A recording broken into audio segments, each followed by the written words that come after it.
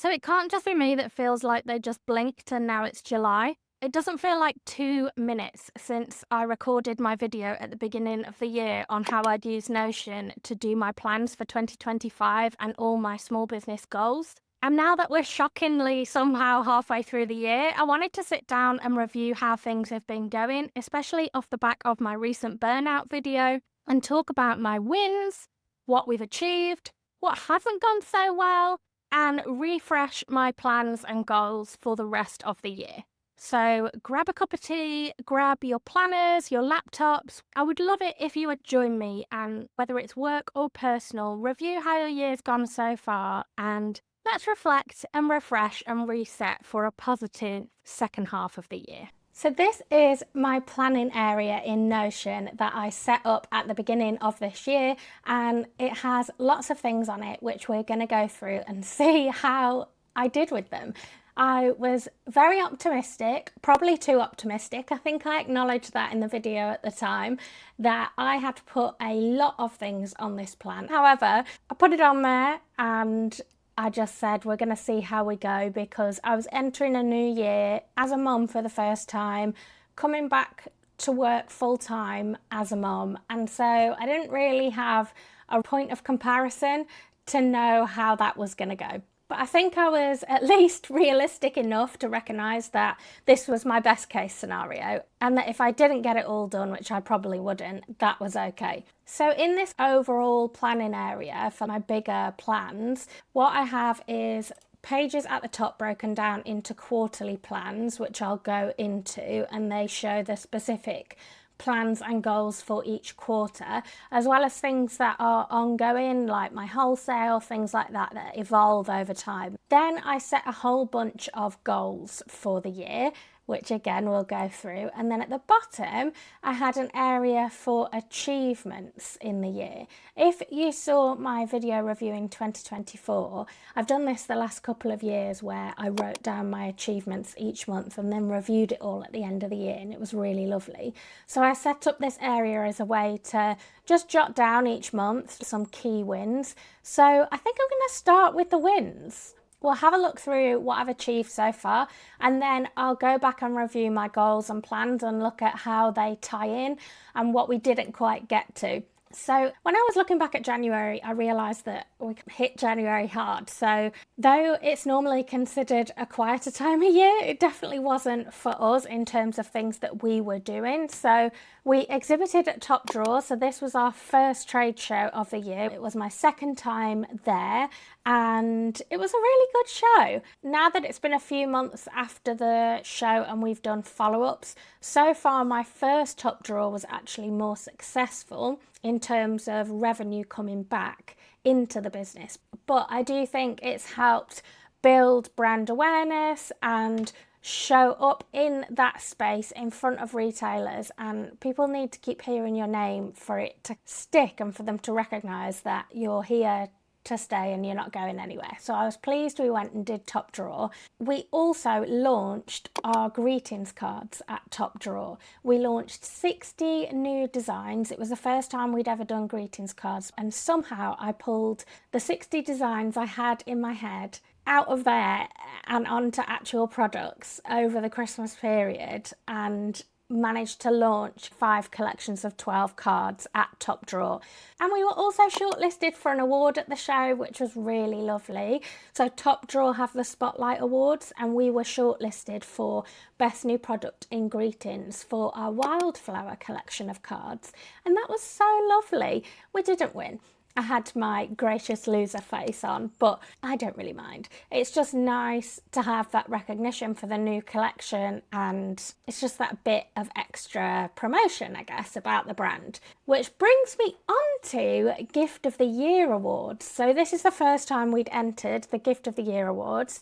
We entered our Thoughts versus Facts notepad, which helps you reframe negative thoughts, into the Health, Wellbeing and Accessible Gifts category. And we found out in January that we'd made the shortlist. So that was very, very exciting. So all in all, there were quite a few wins in January.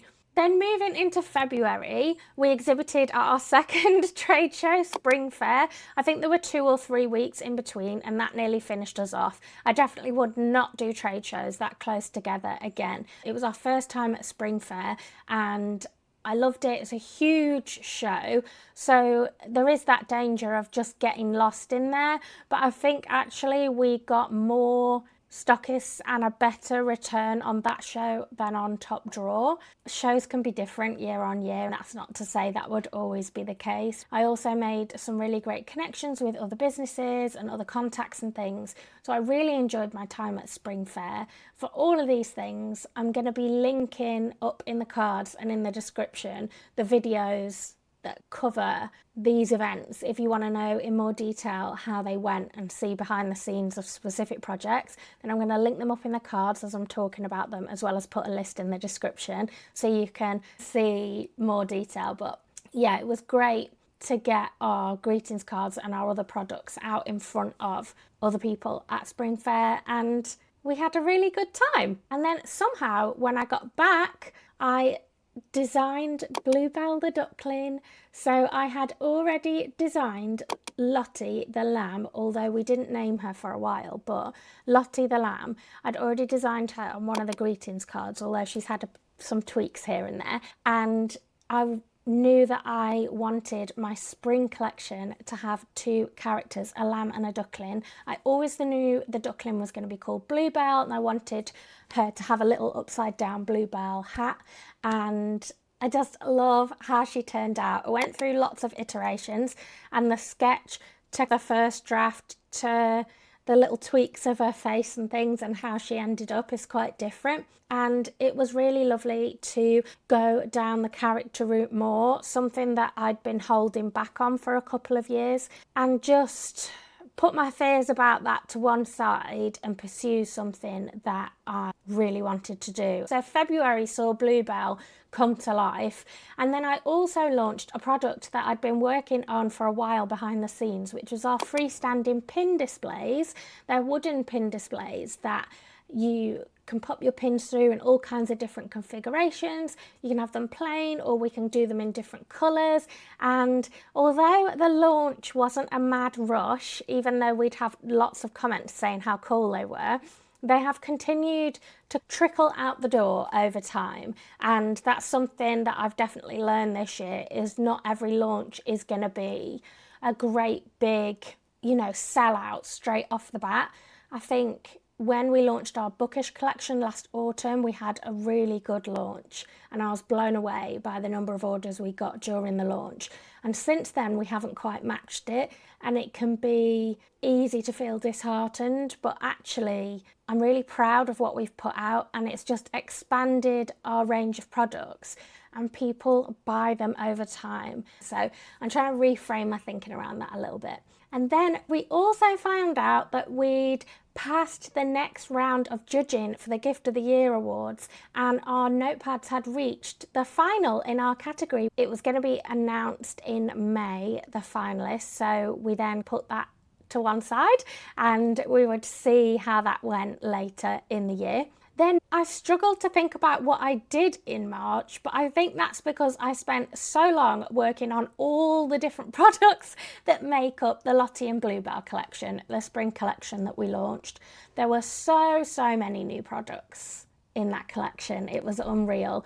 And I launched new types of products like posters, sticky notes. I'd never done either of those before, so that was really lovely. I did greetings cards as part of that collection. So I added another 8 designs. Those 8 designs were essentially what the other products featured, and each one kind of told a little story, almost like a page from a storybook, and I absolutely love that, and it really does inspire me to dive more into the character side over time. I don't want to lose the other side of the business. When I shared my plans video and I said that I was going to be doing more character collections this year, I did receive a message from somebody saying that had I done any market research about it, was it something people actually wanted, because they really liked the other side of my business and then characters is something lots of people were doing, so would I lose what set me apart?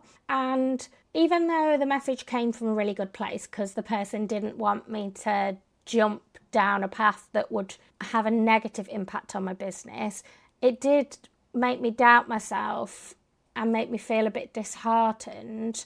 But I did think it through seriously, and I thought, I'm not losing that other side of the business. We're still releasing products that have practical self-care impact for people, and products that aren't necessarily character focused.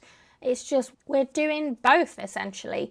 But ultimately, what is at the heart of all my products is self-care and positivity and practical self-care tools and reminders and nudges in that direction to look after yourself a bit more.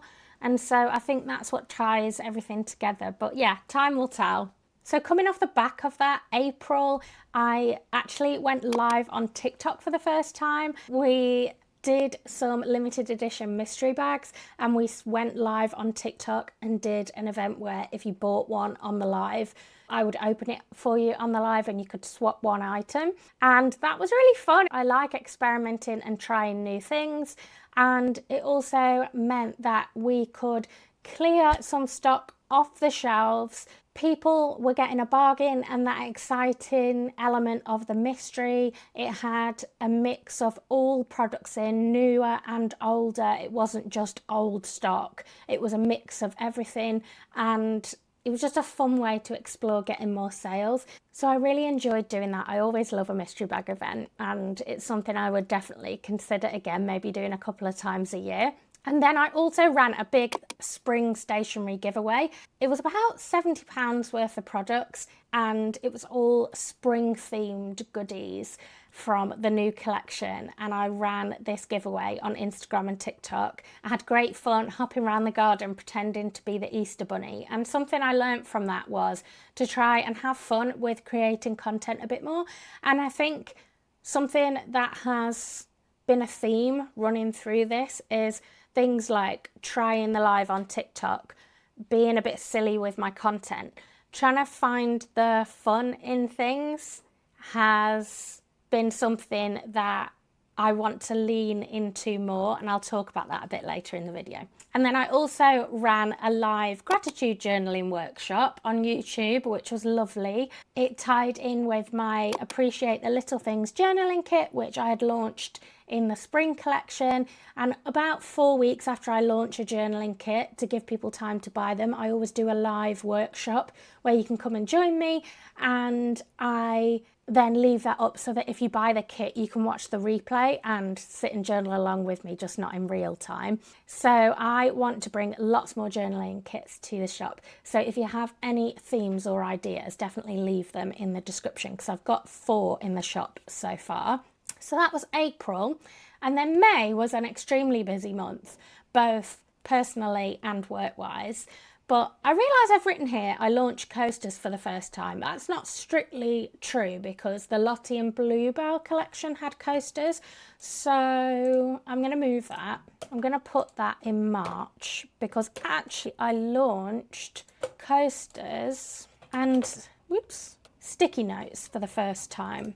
So I did new products there. And then here launched 30 plus coaster designs. So I really enjoyed doing the coasters for the Lottie and Bluebell collection, and I wanted to do a bunch more with all my different illustrations that are on the greetings cards, pins, various products that I've done over the years. I thought would lend themselves really well to coasters and that they'd be a really fun gift. So I sat one night and was like, right, which of my designs would lend themselves to coasters, and which do I think people would actually want to buy? And I came up with a list of over 30 designs, and the coasters have gone really well. I'm really pleased. I'm glad I added them to the shop. So if you haven't checked out all my lovely coasters, make sure you do. And I actually love the process of making them. It makes me so happy peeling the sublimation paper off after they've been in the heat press, and the colours just come out so vibrant and clear.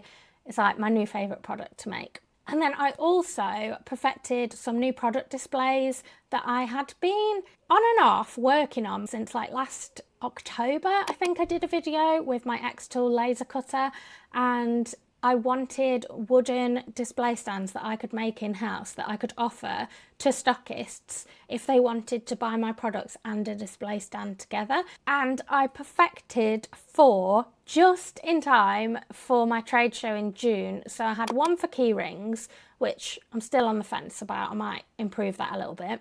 One for my greetings cards, one for coasters, and one for pins and pocket hearts. The coasters and the pins and pocket heart ones I've sold to multiple retailers, which is really great. I don't make much money on them, but it encourages stockists to buy more to fill the stand, and sometimes they don't buy a product because they're not sure how to display them, so they just won't buy them. And now I can give them a low cost option that they can add on to their order, and it means that they'll then take a punt on buying those products that they were umming and ahhing about, because they would have to put the effort into thinking about how to display them. So being able to just offer that solution has worked really well. And I think we've sold about 8 of them with products. So that's good. And one thing I'm thinking about is actually putting them in my shop for other small businesses, because now that I've perfected them, if it's something other small businesses could get use out of, then I feel like sharing the love a bit. So if that's something you'd be interested in, let me know in those comments. Then May, I also collaborated with my mum on a project for the first time on the Anxiety Toolkit.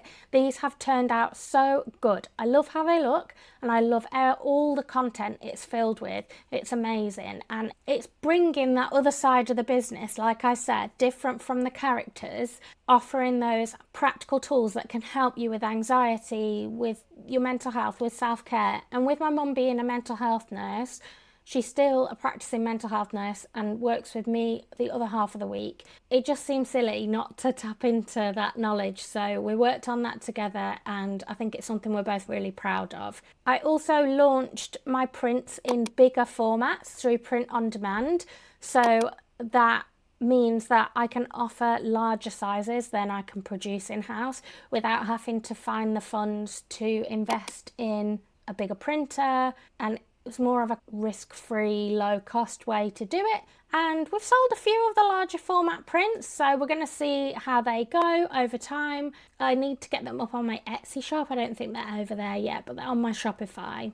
The only thing that's a bit frustrating in terms of like the shopper's experience is that I've had to separate out the listings. So basically for each art print, one listing is like up to A4 size, and then the other listing is like A3 plus, because there was no way to join the listings together but sort the shipping out so that one was shipped through Print on Demand and one was shipped through me, and to have separate prices for that, because my shipping costs are lower, because obviously it's like flat mail, whereas with an A3 or bigger size it's going to need to go as a small parcel if they're rolled. There was no way to do that, and I've had to separate out the listings, which has made the shop a little bit clunky. So if anyone has any tips on that, let me know. Otherwise I will continue to investigate. And then we found out that we didn't win our category in Gift of the Year, but that is fine. We achieved highly commended, which is essentially like runner-up. So I was over the moon with that, to be honest. I thought it was amazing.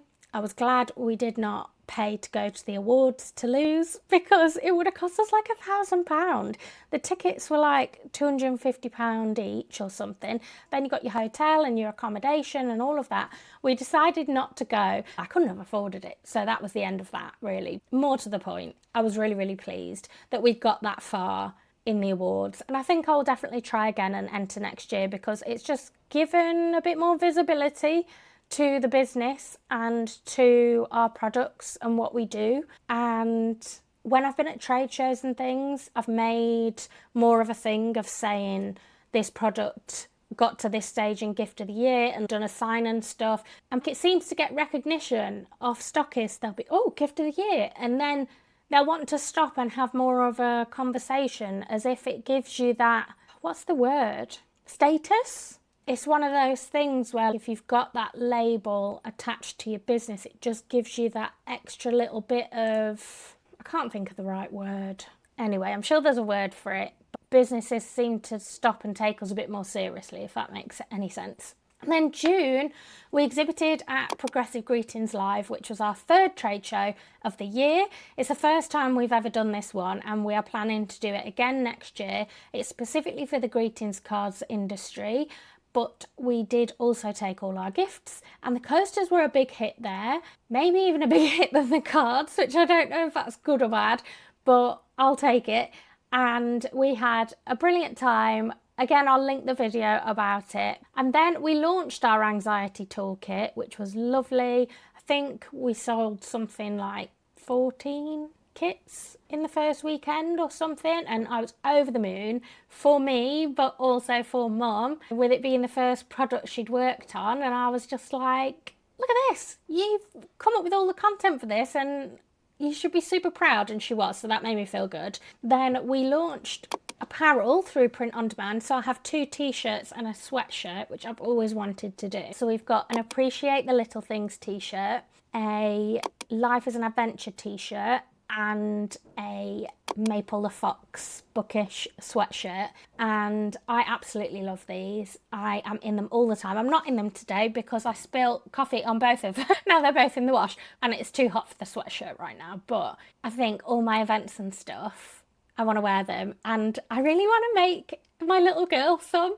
Even if I don't sell the kids versions in the shop, I really want to order some just for her to wear. To see her toddling around with my designs on would be super adorable. But anyway, I digress. And then I launched teacher gifts. So I have a greetings card which has this cute little watering can on, and it says thanks for helping me grow. And I decided it's the perfect time of year to do some coordinating gifts with that, because I thought that design would work so well for teachers. So I have done an art print, a mug and a coaster in that design, and they're so cute. So if you're looking for teacher gifts for the end of the year, check them out. And then I've done some other stuff, but that technically happened in July. So the first 6 months of the year, jam-packed. And that's not taking into account the fact that normally I would just be doing this, but this year I've been doing this and figuring out how to be a mum to a very active toddler. And we've had family events, we've had her birthday party, she turned 2. We've had all sorts going on. We've had happy stuff, sad stuff, the usual life stuff. I talk about it a little bit more in my video on hitting burnout again. And I guess that's where I say that, yes, I did all this stuff, but it was perhaps too much in one go alongside trying to live life, because I also realised in June that I had hit burnout, and it was worse than I realised. I think I was just trying to ignore the signs, to be honest. And yeah, I did a whole video about it a couple of weeks ago where I was quite honest and said I don't feel great about the realisation that I haven't been practicing what I preach. And for somebody whose business is centered around trying to spread the message of how important self-care is, I haven't been looking after me. I always said that I wanted to start this business so that I could build a life for myself where work wasn't at the expense of my health, which is how it had always been before. Yeah, I'm realising that I am going to have to slow down. I don't want to. People are probably going to think this is ridiculous, but I look at these wins and I think, yeah, but there are things that you said you were going to do and you didn't get to them. And also orders, actual customer orders, have been really slow the first part of this year. Much slower than last year. I know other small businesses have been feeling it. People haven't got as much money to spare, and I continue to be so grateful for every person who places an order in my shop and supports us on this journey. It's me and my mum now, and you're supporting us on this journey. It really means the world.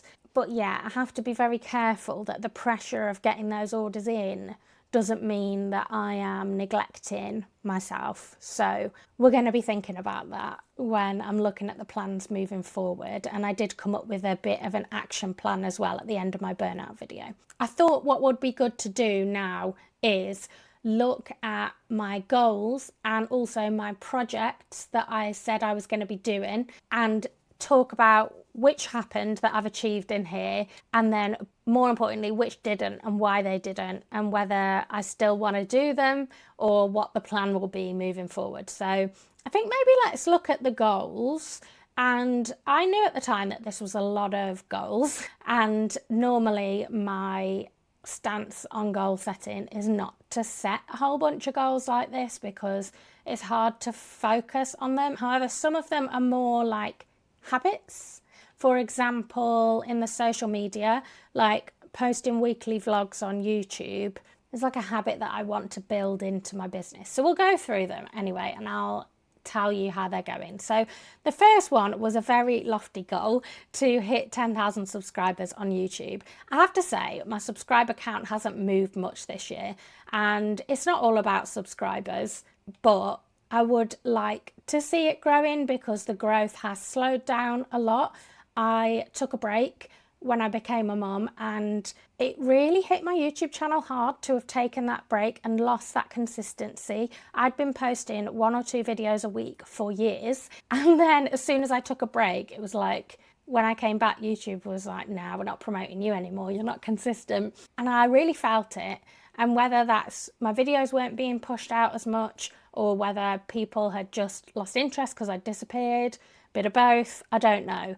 But it's moved in the right direction, but slower than I would like. So I think I'm approaching 8,000 subscribers. Should we have a little check? Let's have a check on my phone.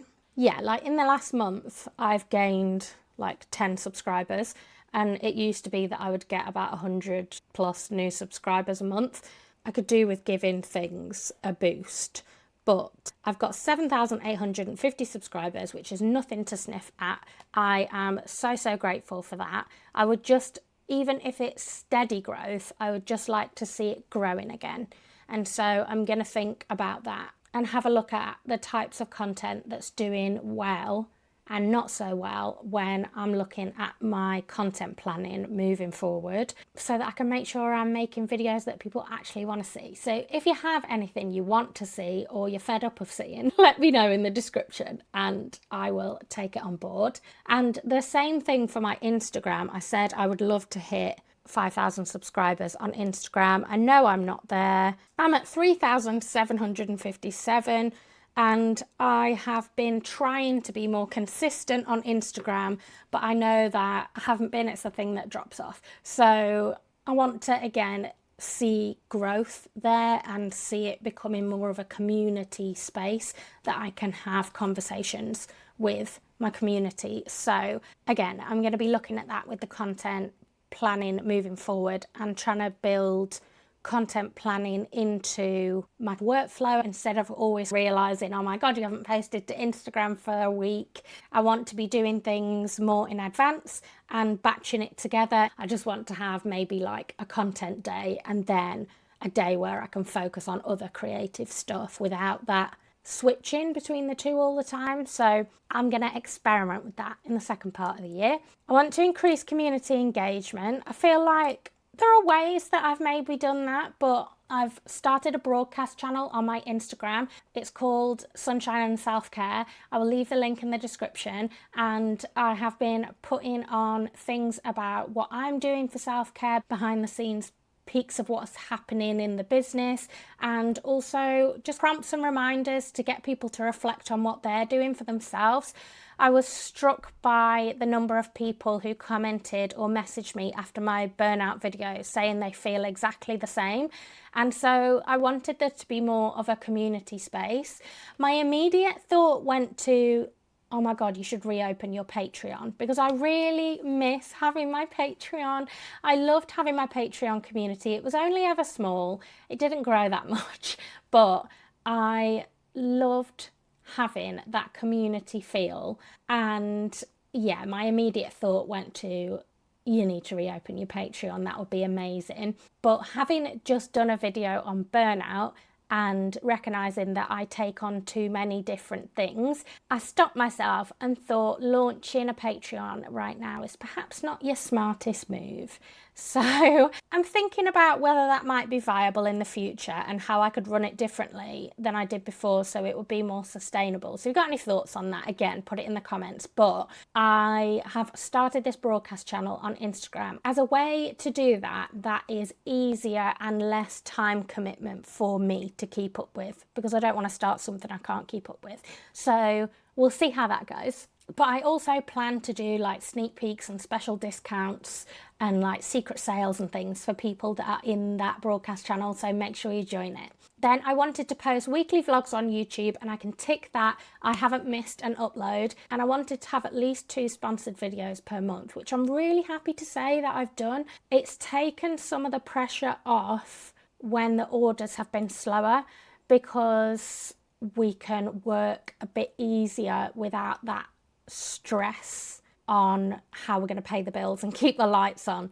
So yeah, having those sponsorships is really helping me, but I am also mindful of only taking sponsorships from companies that I actually work with and believe that they've got a good product. Like Omnisend, for example, I have been working with for over a year now, and I truly believe that it is amazing and that it has been really impactful on growing my business and getting regular income coming in. And my final goal in social media and marketing was to send a weekly email update to my subscribers. And although I don't know if it's been like weekly on the dot at a set time, I have stayed consistent with my email marketing, and I would say around every week I have emailed my subscribers and managed to keep that going, which I never thought I would do.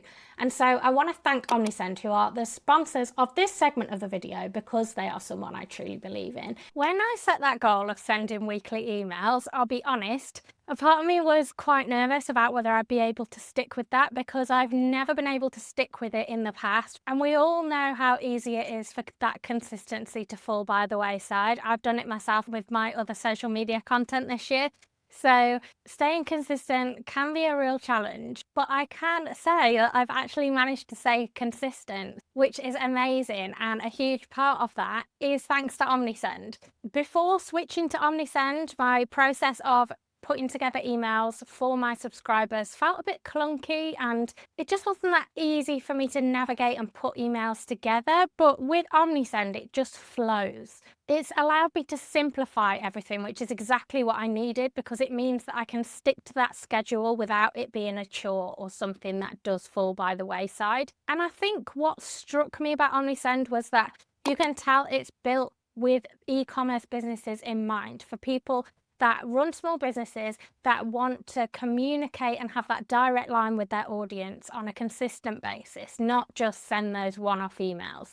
I find their platform really intuitive and easy to use, and the fact that they have the 24/7 chat support means that if there are times I've ever got stuck, or I just want them to walk me through something to make sure I've done it properly, like when I was initially setting everything up, they get back to you so quickly and do just that. The drag and drop editor for their emails is such a game changer, because it means I can quickly craft beautiful emails without any coding needed, without any complicated process. I can quickly pull in images, text blocks, products that are linked to my Shopify store with just a few clicks. For me, where Omnisend truly shines with consistency is their automation workflows, and something that I want to explore even more in this second part of the year. I don't just send my weekly newsletters, I have automated sequences that run in the background. These are things I set up once, and then Omnisend does the work behind the scenes.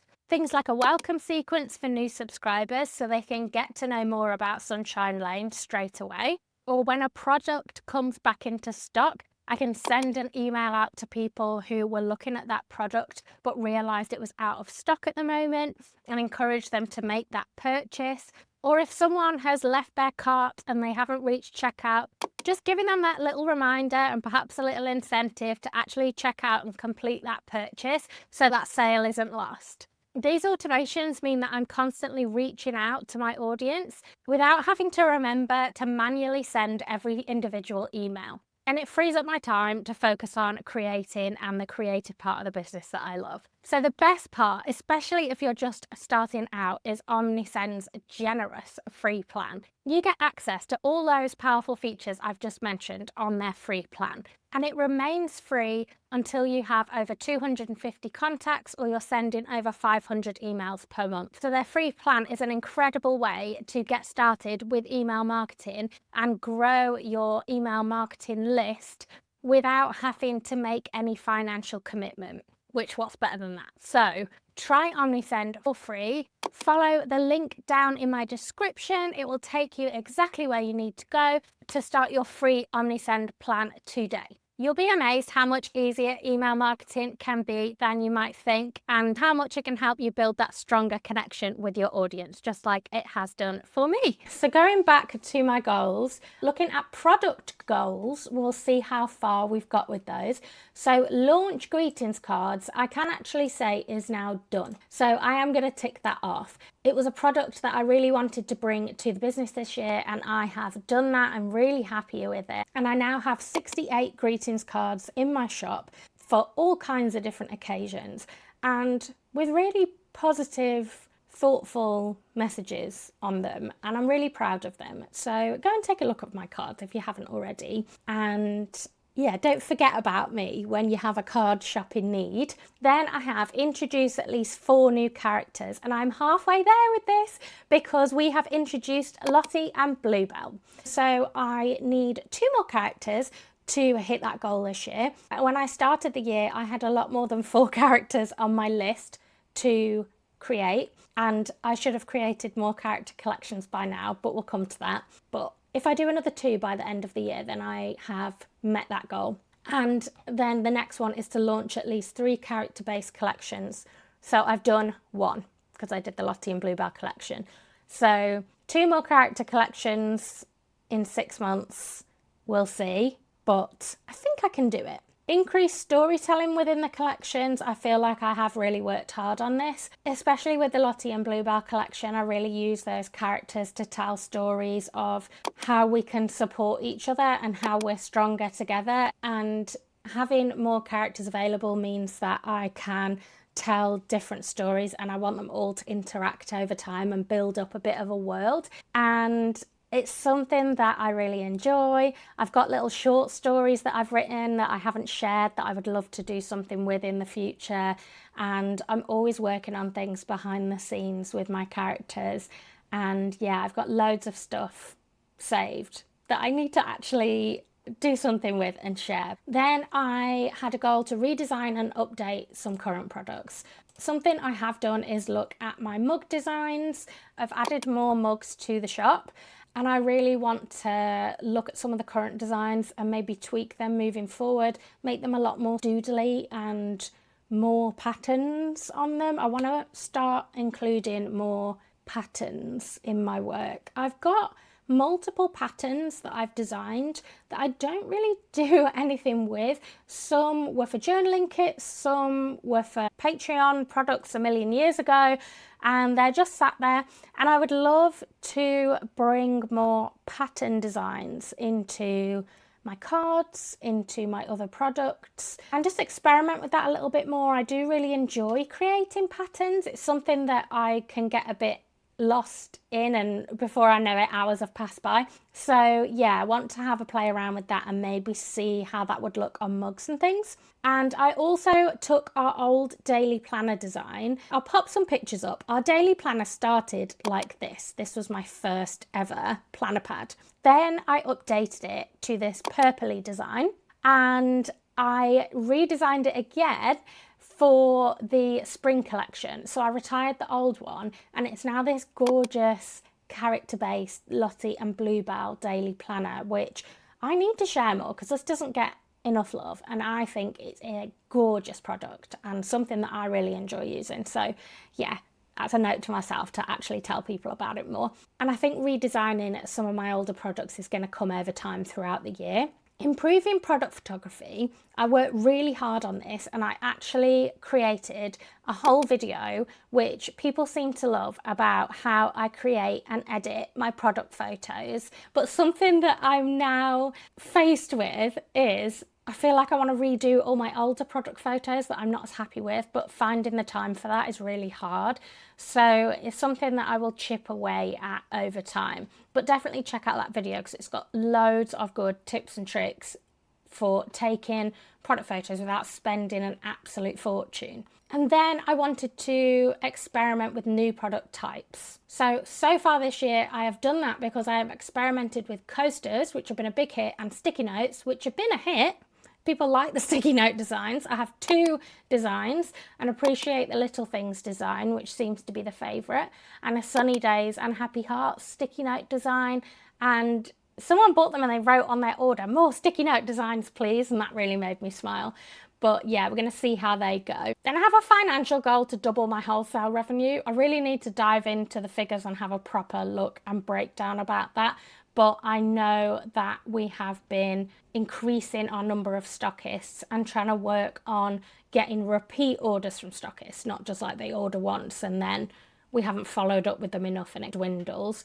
So we've been working really, really hard on that. And my mum has been working really hard on that. I have to say a massive thank you. That's one of her main jobs that I give her, is trying to work on building and maintaining those relationships with stockists because it's so important, and she's really good at it. And then my miscellaneous goals are plan ahead for consistency and intention.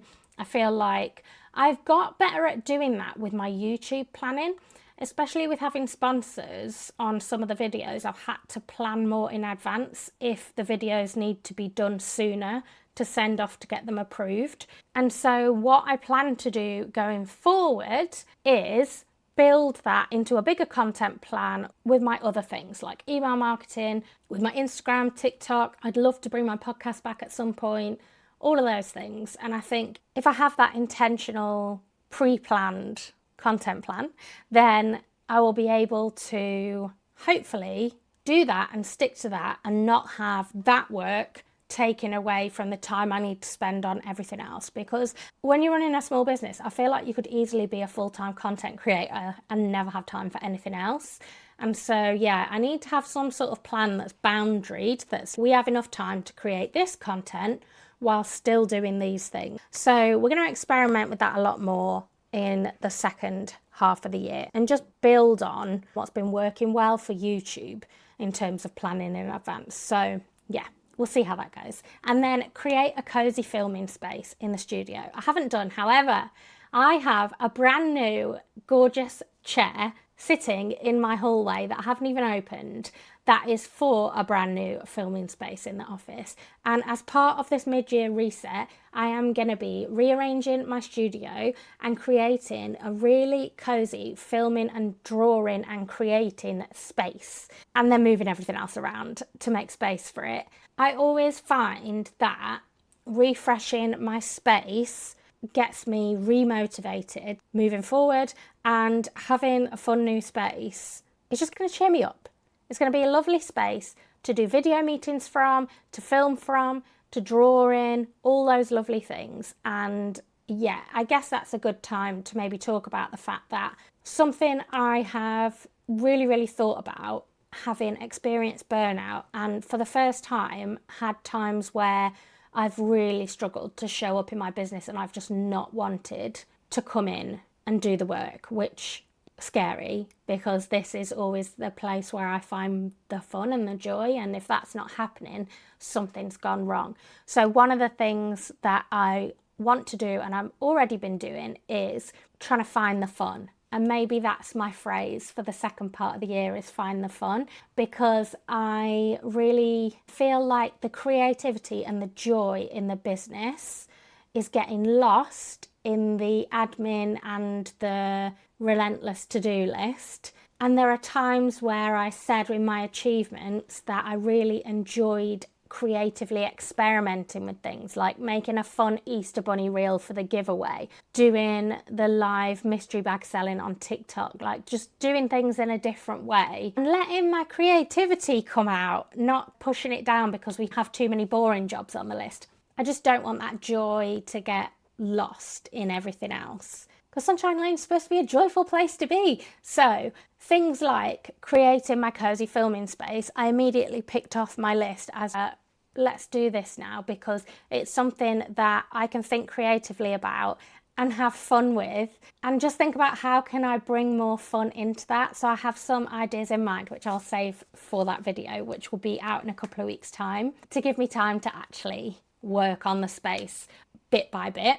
And then also things like upcoming events. I'm trying to think a lot more about how I can have more fun with it, but also how I can make the customer's experience a lot more fun and joyful. So we have Stationery Fest coming up soon, and I've been thinking about how I can bring a lot more fun to my stall there and make it a fun experience for people visiting. And it's just been reigniting that creativity in me and making me look forward to jumping up and getting to work in the morning, which is the feeling that I was losing. What I don't want to do is have a list of things that I just do for the sake of doing them. I need to post a weekly vlog, I need to post on Instagram this many times. That's great, but what am I posting and how can I bring more creativity to it? I don't just want to post for the sake of it. I would rather do less and be able to show up creatively and with more intention than just do things for the sake of it. Does that make any sense? I feel like I've said I don't want to do things for the sake of it about 5 times. So hopefully that makes sense. So that's my goals, and I think they're all still relevant to the year. I think we're on track with them. I'm happy that we haven't strayed a million miles away from those goals that I set. And then I had my quarterly plans. So if we go into the first couple of quarters, this is my kind of quarterly goals page. And at the top, I always have a list of key dates, either things that I think will help me with content. Like, for example, I shared my pancake illustration on Pancake Day. I did some stuff for Neurodiversity Celebration Week, etc. And then launches and events that I have planned, so I can just get a snapshot of where I'm going to be for the month. And then it pulls through the projects that I'm working on in this quarter, whether they're ongoing projects or things specifically that I need to work on in this time. And then there's just a reminder of my goals at the bottom, so that I'm always seeing them wherever I am. And most of this happened, I have to say. The podcast, the Skillshare class and the blog all got put on pause. I have posted on my blog on and off this year, but it hasn't been consistent. The podcast I just had to put on pause. The Skillshare class, I actually planned out the whole class on self-compassion, but I had to put it on pause because there were too many other things going on. So I have that plan there for some point in time if I ever want to film it and put it on there. I have 2 other classes on Skillshare that I've done in the past, one on finding your passions and one on creating a self-care menu plan for yourself, and they continue to have people watching them over time. But yeah, I just didn't have the time to devote to filming and editing and putting together this Skillshare class. I used to be in their top teacher program where they see creators that are creating classes with a lot of potential and they like how they're creating them and blah, blah, blah. And you can get extra support on making improvements to your classes and getting feedback and stuff. And I had been selected for that, but because I hadn't released a class in a while, I had a few warnings that I needed to commit to the time, which the minimum is releasing 1 class every 6 months to stay in the program. And I did say, look, I am having a little girl. Is there any leeway on that? And ultimately, I think it went too long and they were just like, no, if you can't commit to doing it within X amount of time, we're going to have to drop you from the top teacher program. So I just said, okay, that's fine.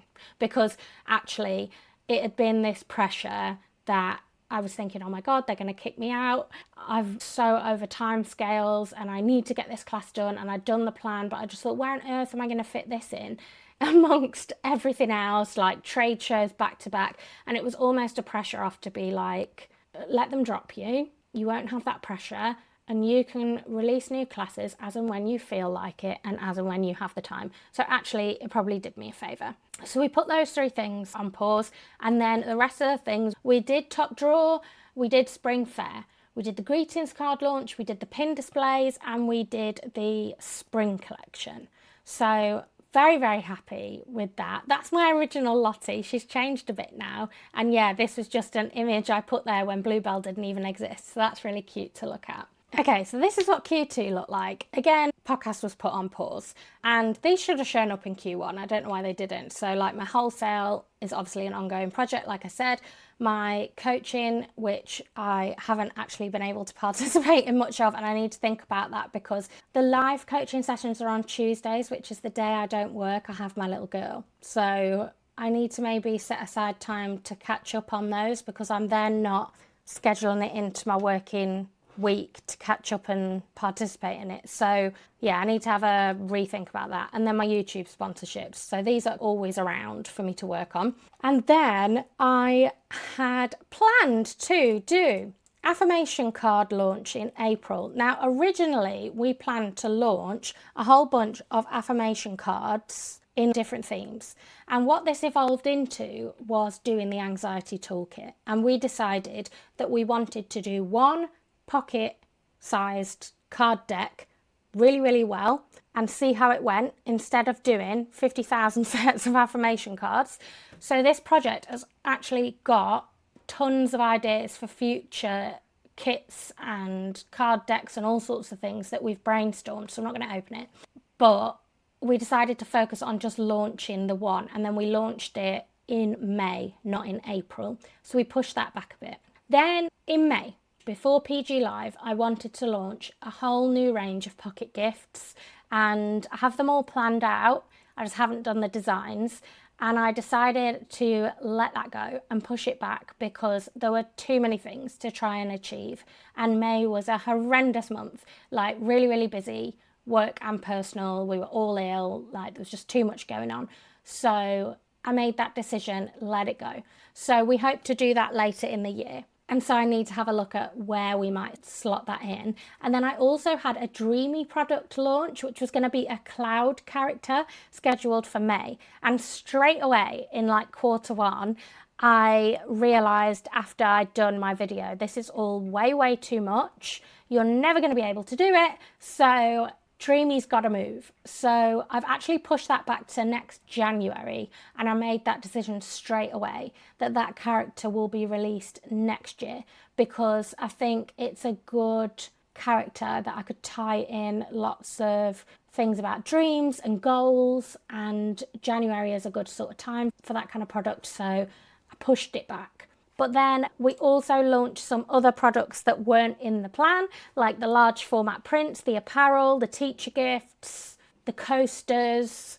So we actually ended up working on different product types, plus the product displays ready for PG Live. So because we'd taken on that extra stuff, it just made sense to be realistic. And I feel like I have got a lot better at saying, no, we're not going to do that. Like, no, we're just going to do one card deck and not get carried away.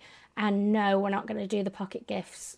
I just haven't got time, and that's that. And just try not to feel bad about it and feel like it's a failure. Yeah, these are 2 projects that are going to be continued to be worked on in Q3 and 4, but I also am pleased that what I did do on them is a lot of planning. So I don't have the products launched, but it's not that I haven't worked on them, because these 2 projects are filled with brainstorms, product ideas, plans for different kits and stuff. So yeah, just because a project hasn't come to the end doesn't mean you haven't worked on it. So yeah, I need to remind myself that as well. That's a very good lesson. So I'm actually going to change the name of this to card decks because in the end we took it in a different direction. And Q2 is done. So let's see what I said I was going to be doing in Q3 and 4. So I've just put the card decks and pocket gifts in here. Now my summer collection, Ray, was meant to be released in July, and it's not going to be. I think I'm going to push that back to August when I had my burnout realization, I decided that's not going to happen. And so I took that pressure off myself and I'm going to do it in August. But what I am going to do in July is a sticker and journaling kit launch. Need to get a move on with those. And we will be going to Stationery Fest, which is really exciting. So we're actually going to Stationery Fest over 2 days. So the 25th and 26th of July, it's a 2-day event this year. You can get tickets for one or both days. And the Friday is the discovery day for you to discover new businesses or business releasing brand new products. And I'm going to be releasing my new journaling kits. The Saturday is the kind of traditional as it's been before, where there are so many shops and creativity stations and talks and all kinds of stuff. It's just like a stationery paradise. It's taking place in Wigan this year, not in Manchester, but not too far. And I would highly encourage you to check it out if you haven't had a look at Stationery Fest already, because it's an amazing event for people that love stationery and planners and journaling and all that lovely stuff. So take a look. I will be there both days, and so that is my main focus for July. And then August, I will be releasing my son character, which is going to be Ray. So I'm just giving myself a little bit more time to work on that, because Ray still exists in here but nowhere else yet, and I think it's going to look different to my traditional sun design that was like part of my old branding. So yeah, we will see. I'm also really toying with the idea of doing bag charms, but I don't know if I can make this happen this time around. But we'll see. We'll see. We'll have to see how that goes. So that's going to be my main focus for August. I am also in August from the 7th to the 10th. I am going to be doing a pop-up at Dobbies in Atherstone, the garden centre. So I am going to have my products in there for that time.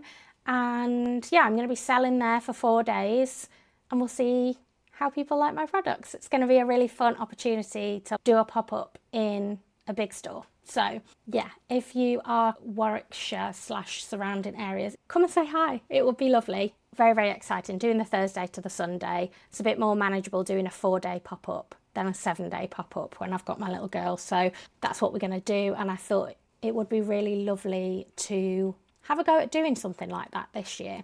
So that's booked in. And then September, I can take this out. We're not doing Autumn Fair. We're not doing any more trade shows this year. Good day. However, I am doing the Southwest Planner Club event. So this is the other planner event that I have been attending each year. This will be my 3rd year. So Stationery Fest and Southwest Planner Club. I've done both of those for the last 2 years.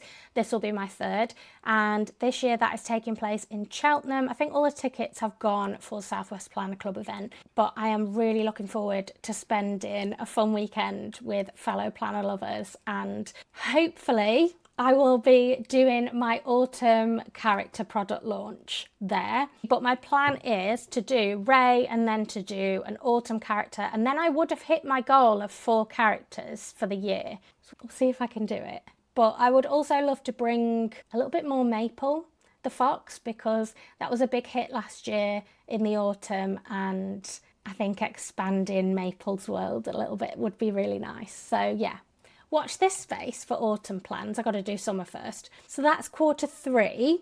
Then we have Q4. Oh, this fills me with anxiety now. So my plan was to have a calendar / planner launch in October.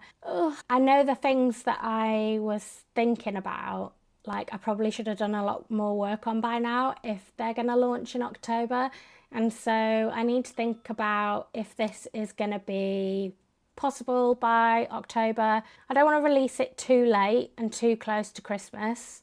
October really isn't that far away. So a couple of years ago, I did a traditional calendar and it had 12 different illustrations on it. And I would love to know if a calendar is something you would like to see / an actual physical planner. I would love to do a kind of physical planner, like a bound book essentially, that has your weekly plans, your daily plans, really helps you stay productive. Is that something you want to see from Sunshine Lane? Let me know in the comments below. I would love to make that happen, but it's a lot of work. So I need to know if it's something you want to see. So let me know in the comments. And then November, I wanted to do a colouring book launch. I really want to do my first colouring book. I'm seeing lots of people doing colouring books, and then now I feel like by the time I do one, it's just going to look like I'm jumping on a trend. And I get really self-conscious about things like that. And it's why I put off doing characters for so long, because I didn't want it to look like I was copying. Like, for example, I've got loads of stories written for my characters. And now that Catnip is closing and downsizing her business so that she can focus on illustrating stories, by the time I get round to doing mine, it's just going to look like a copycat version. But this is what I tell myself. It's like the imposter syndrome. And it's the negative self-talk that is like, people are going to judge you, people are going to think this, people are going to think that. And so I need to talk myself down and think, if you've got a fun product you want to offer people, offer it. Just offer it. Like, why are you talking yourself away from it? Because I didn't do characters for years, and it's something that I've absolutely loved doing this year. So yeah, I need to do a little bit of self-coaching around this stuff, I think, and increase my confidence around new products that I want to try, and not focusing so much on what everyone else is doing and therefore what people might think of me as a result, depending on the timing of when I release stuff. Like, does that really matter? Does it matter? Maybe a few people will have negative thoughts, but that's just life, isn't it? So yeah, I need to have some talks with myself around that. So again, calendars, planners, colouring books, are they things you want to see from me? I'd really love that feedback. And then I'll probably do a Black Friday sale. I normally do. I know people have strong feelings about Black Friday, and I do think Black Friday has got a bit ridiculous, but you got to be in it to win it, I suppose. I think small businesses can't compete with the discounts the big businesses give. However, if I can offer some discounts and run a fun sales event at a time of year that people are on the lookout for sales, then I will join in with it. And then we have Christmas, which I'm not going to do a Christmas specific collection or anything. I will be focusing on getting my Dreamy collection ready for January. So yeah, it's useful to have these key dates up here in terms of the launches, but really I'm always working on those projects in advance, if that makes sense. So I might be working on them in the previous quarter. But that's what the second part of this year is going to look like. And I hope as we get towards Christmas, that will be our busy time of year for orders. I would really like to take a holiday. We went for a long weekend in a caravan in March in Wales, and that was really lovely. But it'd be nice to have a week off or something. But as it stood, my husband wasn't allowed to take any leave. They didn't really want people off before September because of projects he's working on. But now that's all a bit up in the air. So it's not ideal to be leaving our time off until my busiest time of year. But if that's the only time of year we can do it, I would just love to have a family week away somewhere in this country at some point before the year is done, because my little girl is growing up fast and she's already changed so much, and it will be nice to just have that intentional time off. So now I've decided on the things that I want to focus on and what my big projects are. I'm going to be breaking those down into actionable plans. I'm going to be checking they actually fit in the time I have available. And I'm going to be keeping in mind that I am only one human and that my road to recovering from burnout isn't going to be a quick one. I keep injuring myself all the time because my body's not in a good place, and I have really taken my foot off the pedal this last couple of weeks and tried to give myself the space that I need, but it's not going to be a quick fix. Last time it took me a very long time to recover, and so my main priorities are going to be find the fun. I feel like I need to illustrate that and put it somewhere, to focus on what I think will drive my business forward the most, and other things will have to wait, rather than trying to cram in all the hours under the sun to bring everything to fruition. Because yeah, I just need some time for me and to actually live and have family time and all that lovely stuff and look after myself. and really focus on forward planning and experimenting with that on the content creation side of the business, so that I've got like more of a marketing and selling plan rather than just, oh, what's quick for me to post today, because I've got all these projects in my shop. And something I said in the burnout video was a big lesson I've learned is you don't always have to be creating something new. And so a big focus in terms of this content planning is going to be, how can I best share what I have that people aren't aware of that already exists, alongside creating new products at a better rate and a more sustainable rate than I was before. So that is my plan. I feel like I just need to write those down somewhere before I forget them. There we go. So I've put myself a little reminders section at the top every time I open this planning area. So remember to find the fun. You don't always have to create something new. You have so many great things to offer already. Prioritize what will drive your business forward the most, and use intentional content planning to promote what you have and what you offer. I suppose those are my lessons and what I'm going to carry forward for the second part of the year, and build that into everything that I'm doing moving forward. So I hope you've enjoyed this little trip down memory lane, as well as looking at what's worked and what hasn't and what I've learned from it.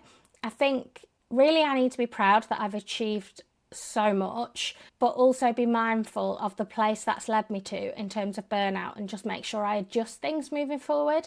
So I am already feeling invigorated, if that's a word. I know that I'm going to have so much fun content to work on for you, because I'm going to have my office reset and creating my new filming area, which I think is going to be super cute. I've got really fun things in the works for Stationery Fest that you're going to get to see behind the scenes of. So if you're not a subscriber, make sure you subscribe and like this video and leave a comment, because it really does help my channel to grow, which is also one of these goals. And I would love it if you could comment one of your wins from the year, or something you've learned in the first part of the year. Let's have a really positive comment section and cheer each other on for the things that we've achieved. It doesn't matter how big, how small, it's all steps in the right direction, and you should be super proud of all the things that you've achieved. We all have setbacks. I mean, I'm in a place where I feel pretty rubbish physically, but it's lovely for me to have spent this time focusing on the wins with you. So please comment those wins. Remember to check out Omnisend. I will leave all the information in the description below, and I will see you next week for another exciting video. Bye everyone.